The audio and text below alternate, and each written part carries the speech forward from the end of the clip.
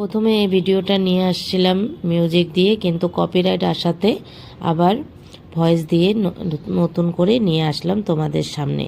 তো দেখো বন্ধুরা, আমার পিছনে কে আছে? জগন্নাথ পুরীর মন্দির।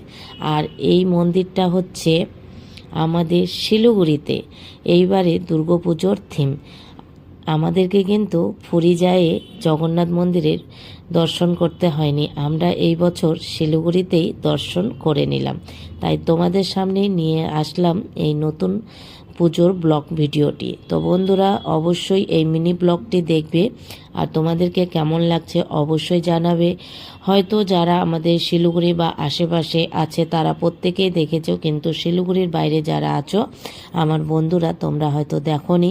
এইবার আমাদের দুর্গাপুজোর সবথেকে বড় পুজো মণ্ডপ, দুর্গাপূজার যে মণ্ডপটি হয় সেটা হয়েছে দুর্গাপূজার, পুরীর মন্দিরটা করেছে। এবং আসার সাথে সাথে দেখো জগন্নাথ মন্দিরের ঠাকুরের দর্শন হয়ে গেল এবং তারপর দুর্গা মায়ের দর্শন করলাম।